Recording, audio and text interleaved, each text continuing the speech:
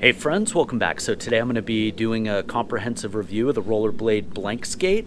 So I bought these with my own money. I've been skating them for about 6 months off and on. And part of my review today, I'll be going over kind of each component of this, and then I'll be talking about the things that I like about it, things I don't like about it, and then give you my final thoughts and then who I think the skate is best for.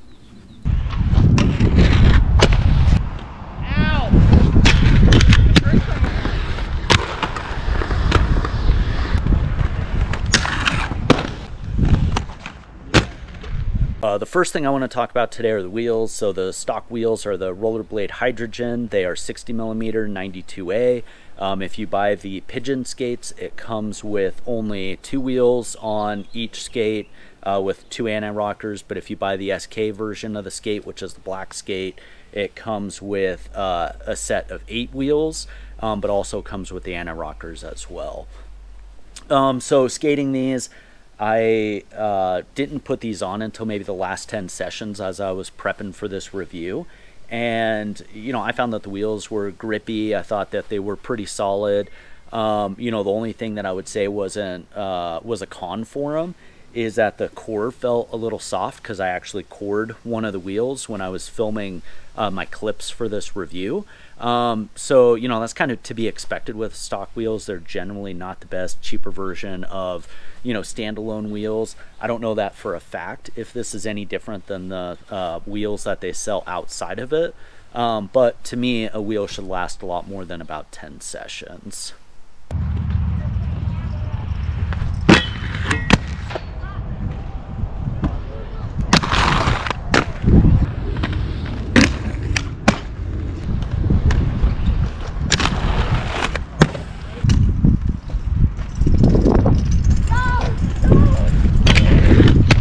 Just a quick overview of the frame. It is a very thick and sturdy frame that comes stock on either the Pigeons or the SK skate.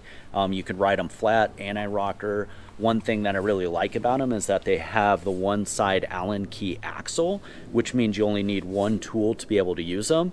To me, that's something that I'm always a fan of, just because having 2 axles can always be a little cumbersome as you're fidgeting around.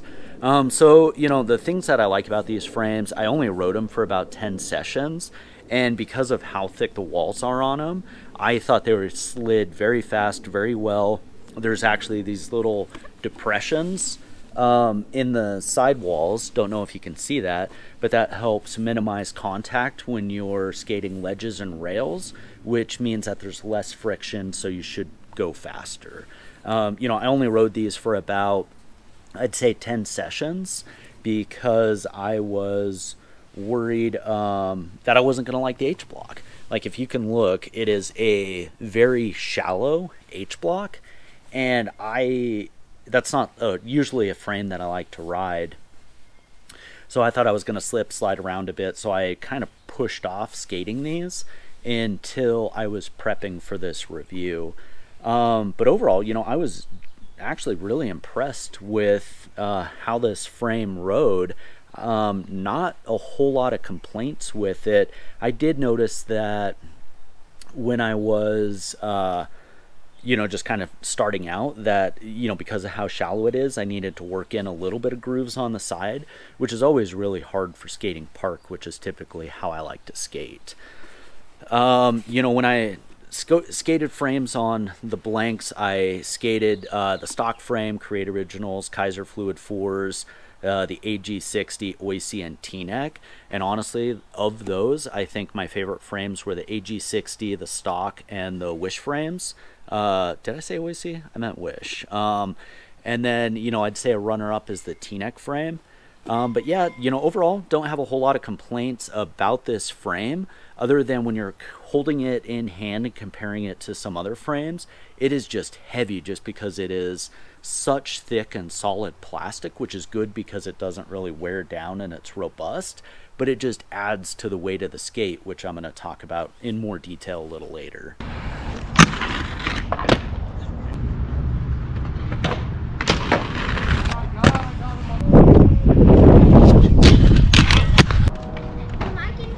I can go down. Wait, always too far forward. right, so moving on to the liners. You know, I thought the liners were actually really good for the price point. Like, I think you can buy the liners standalone for $50, and they have this nice puffy padding in the cuff, and then it's very thin, stretchy material around the toe, which, you know, I don't know that this liner gets enough credit, but I feel like this could be a good downsizing liner if you're looking for something that is more economical than, you know, like the MyFit Second Skins or the Intuition liners. You know, I really don't have any complaints about the liners. I thought that the quality of them was really good. I thought that they were nice and cushy, like in the back and in the ankles. You know, with the padding, I thought they were really breathable. I like that they have silicone on the back and then it's textured on the bottom so it doesn't move around in the skate at all. You know, overall, I don't think I had any complaints about the liner itself other than it had its own set of laces versus the blank. I am not a fan of having two laces. I'd rather have one lace that integrates between the two because I feel like it gives you the most solid and secure fit. Other than that, you know, liner is good. You know, the footbed that comes in the liner, it's generally fat. There's not flat. There's not a lot of cushioning just in the footbed itself. But I found, you know, to fit the skate that, you know, I wanted to have this. And then, you know, one other thing that the liners come with is what they call a footboard sizer. And the skates themselves come in a full size, full shell size. So it basically means that you get a half size and then the 0.0 full size.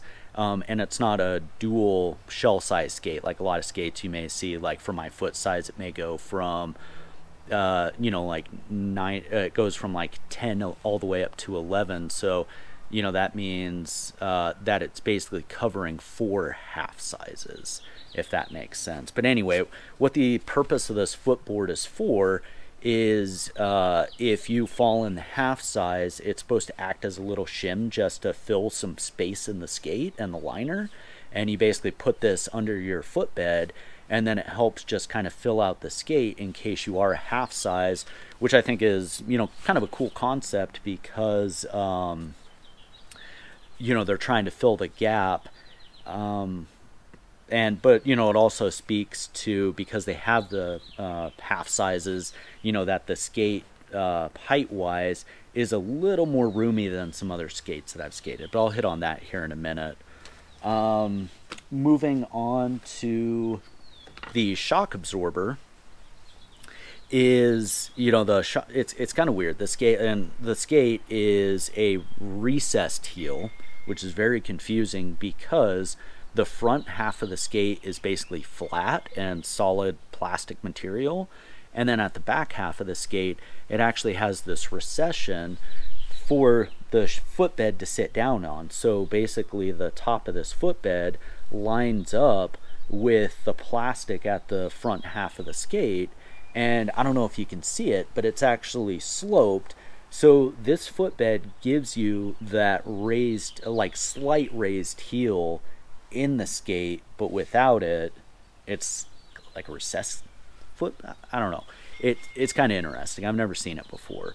You know, but I thought the footbed, it's really firm, basically foam. It's not really rubber, and it's very high density, but it does have some give to it. You know, one thing that I've heard some people complain about is when they're skating, it feels like they're trying to skate uphill. And, you know, what I experienced a little bit is, like, if you're pushing off real hard or trying to get like a lot of speed, you know, as you dig your weight into the heel, it kind of compresses this, and then that's where you can get the like negative heel feeling. For me, it wasn't really a deal breaker. I barely even noticed it. So, you know, not sure that there's any nitpicking that needs to be done here. I would say the only downside with having a heel with this type of assembly is it really reduces the amount of customization you can do if you want to use alternate or different shock absorbers and try and build it up. But, you know, I felt like the shock absorption on these skates was really good and didn't find that it was making my knees achy at all, which is really my gauge for determining if a shock absorber is good or not, is how do I feel while I'm skating, but also how do I feel after skating. And if my knees are sore and achy, that usually tells me there's an issue with the shock absorption.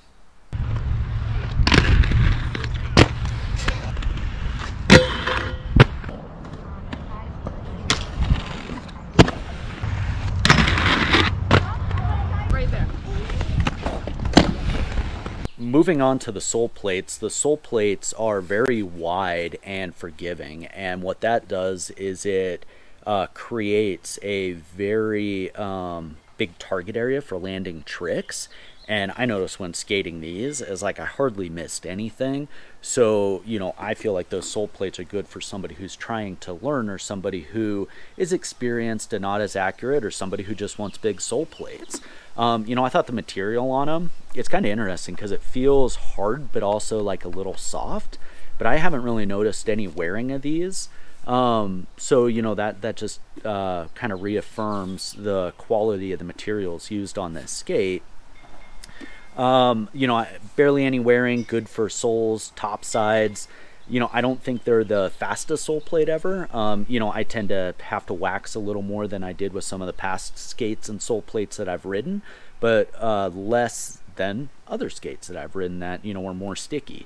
So I think it's a good middle of the road sole plate for hardness, speed. You know, backslide groove, you know, I think the backslide groove, you know, is pretty decent because of how wide the sole plate is. You know, it's pretty easy to get boot down when you're doing like royales, farfagnugans, groove tricks, you know, which is really good. You know, one thing I didn't mention is when you mount the frames, it actually attaches through a hole in the sole plate directly to the underside of the boot. And what that does is it kind of lowers your ride height depending on the frames you have. So if you're riding very tall flat frames, you know, having that little bit of a recession is good because it allows you to make up some of that angle where it's not so steep if you're trying to get boot down. The counter to that is if you're using frames like Create Originals or the Kaiser Fluid 4s, which have a very deep H groove, when you're trying to do certain tricks, you know, because of how deep that is, it almost has like a counter effect and you're riding more on your backside plate, not actually on the frame. And I found that actually caused me to slip off.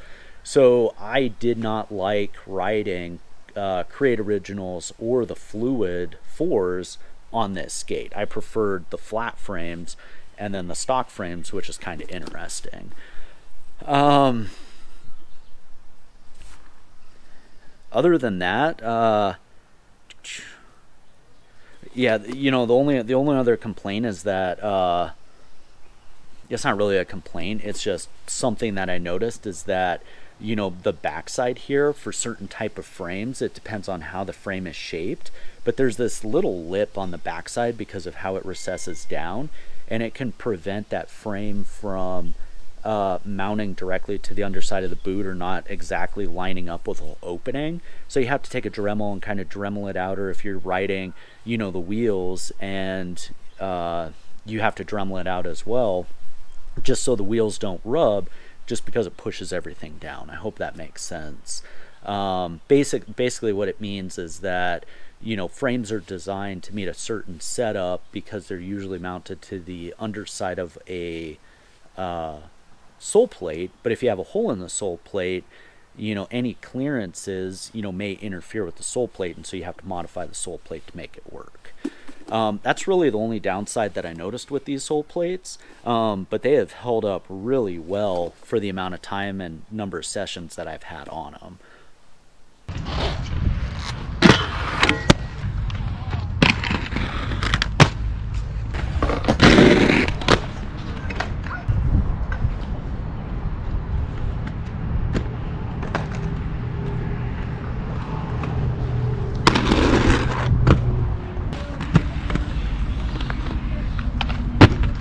All right, so let's talk about the shell, and I'm going to talk about the things that necessarily weren't my favorite with them to start.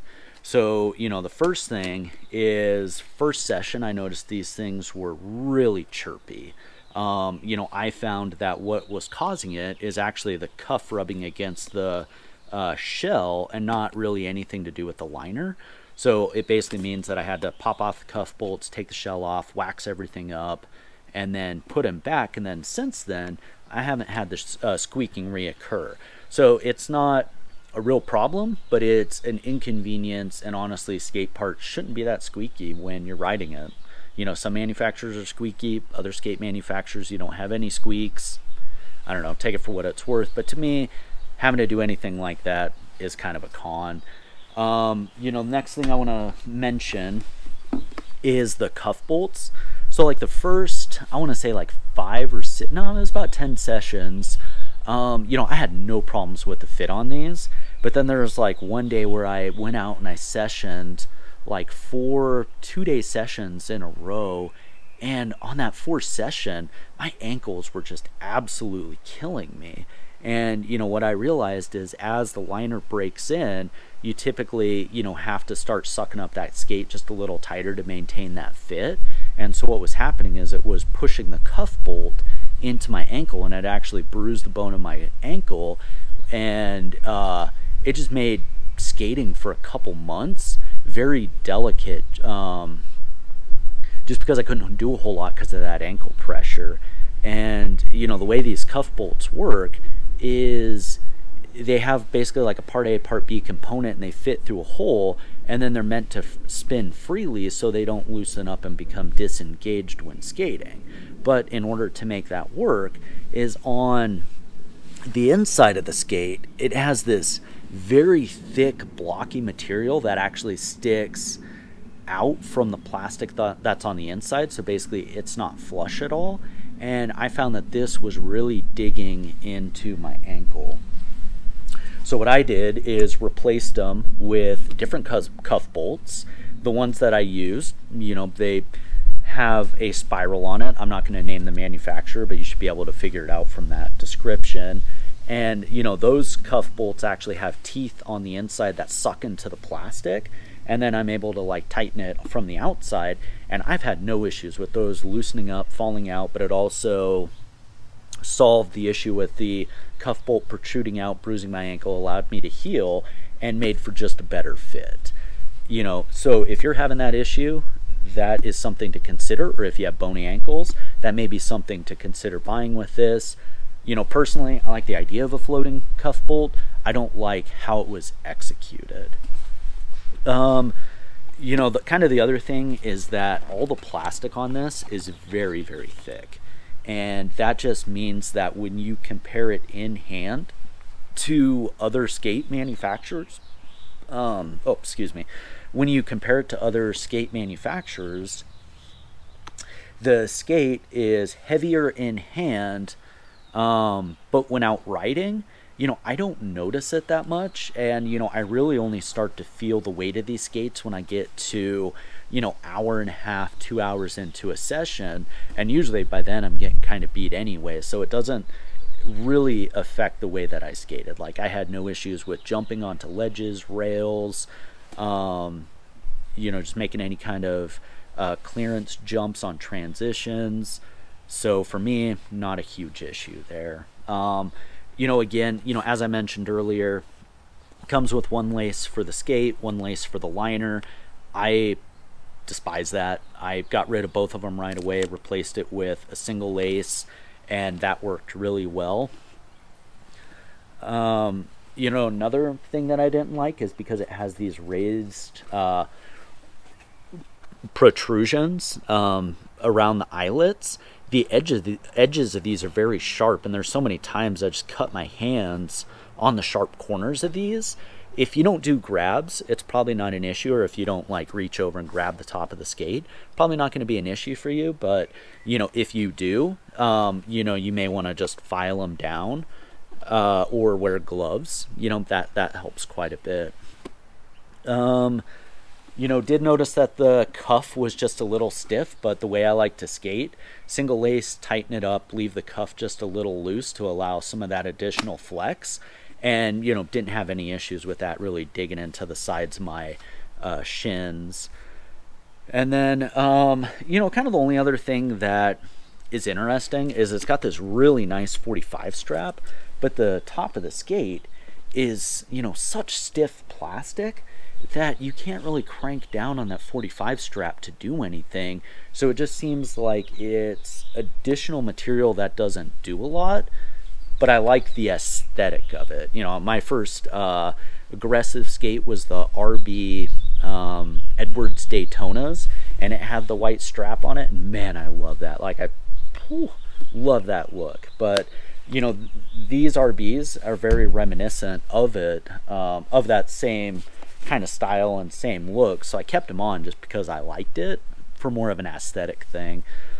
I think that kind of wraps up all the concerns that I had with the skate itself, so let's jump into some pros.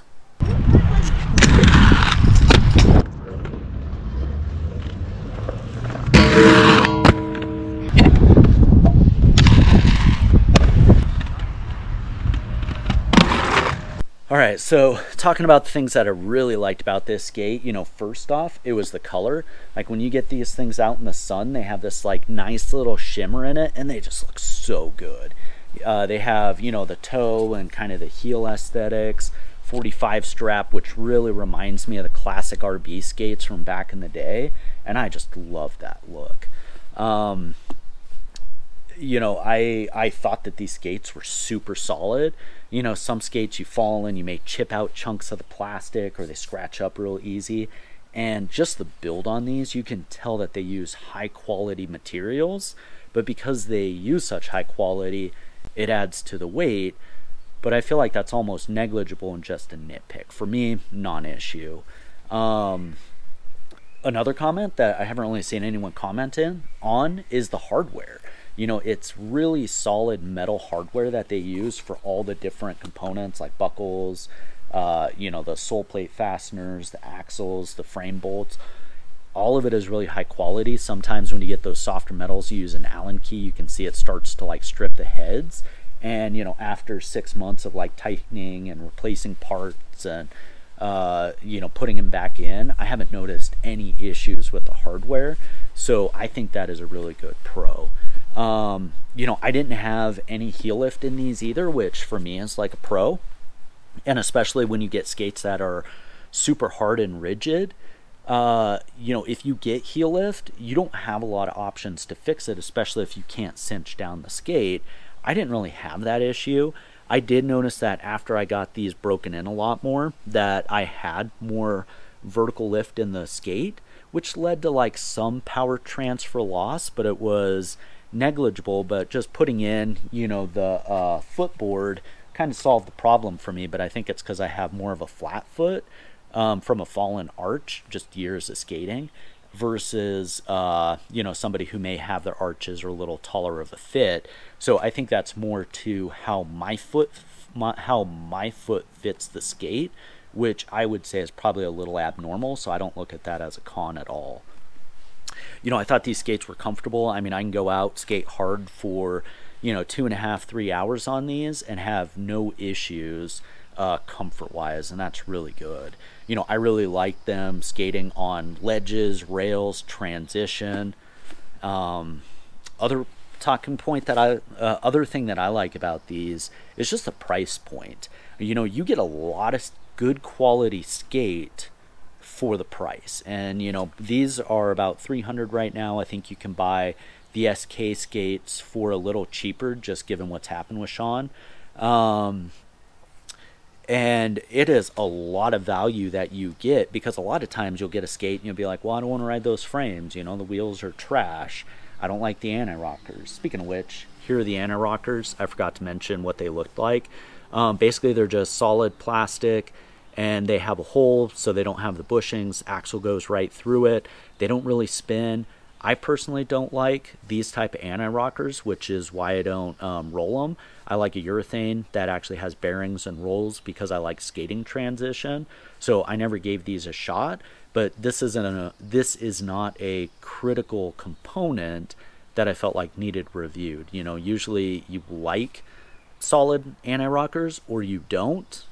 That's kind of all there is to it. So, you know, if you're curious if you're going to like them, give them a shot. If you don't like them, they're easy to swap out. You know, back to this. Yeah, so you get a lot of bang for your buck. I do like that it comes in a full shell sizes versus the 2 shell sizes. So that means the skate is going to be a better fit for most people because, you know, you're only dealing with like half size increments versus like, you know, if you're on the shortest end of a shell, then you may have like a size and a half distance at the end of the shell, and you could feel like it's a boat swimming on your foot. So for me, 275, I got the what was it, the 9.5 shell. So it basically is good from like 9 up to 10. And you know, I'm a 275 and it fits like perfect lengthwise. But other than that, you know, yeah, I think that's all the things that I really liked about it.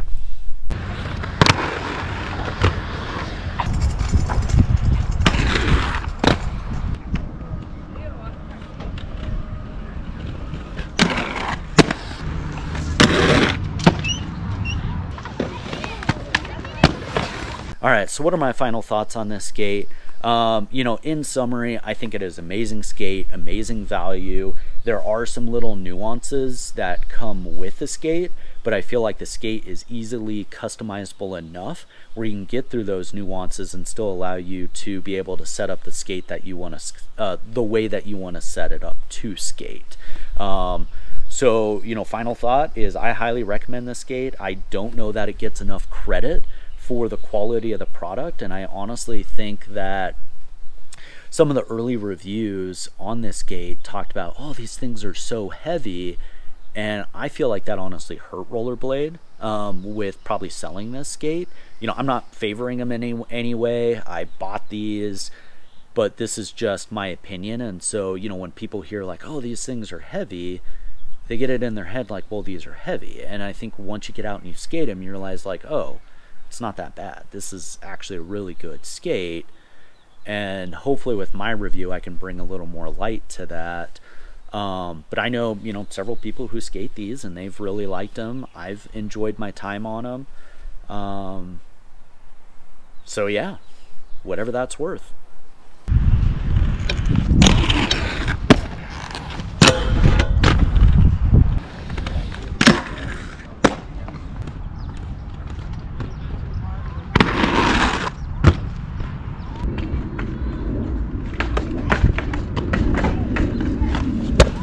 So who do I feel this skate is good for? You know, so I think this skate kind of hits a couple different markets. You know, I think it is good for a new person who is coming into the sport because they're going to be learning. They're going to be trying to figure out what they want.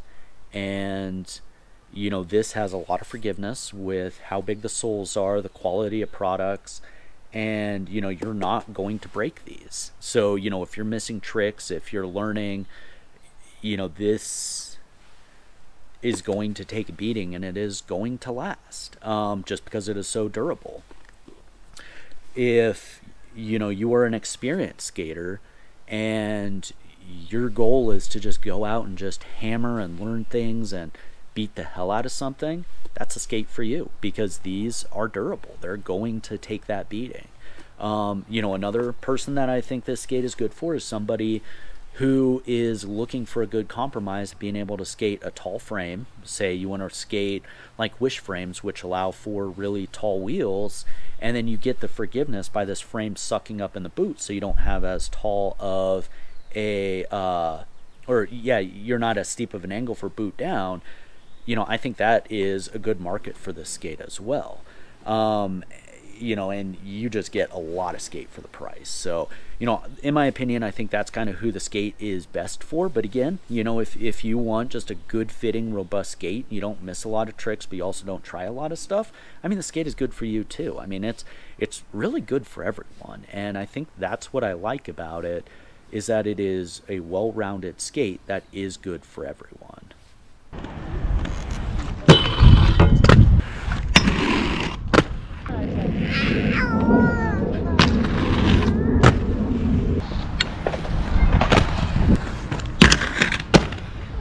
All right, well, that wraps up my review of the Rollerblade blank skate. If you've got any questions or comments, or I'd love to hear your experience with them with the skate as well. So feel free to drop me a comment and let me know what you think or any questions you have. I'm always happy to take time, talk through it, look things up, see how I can help people. But that wraps up this review, and thank you all for checking in, and we'll catch you next time.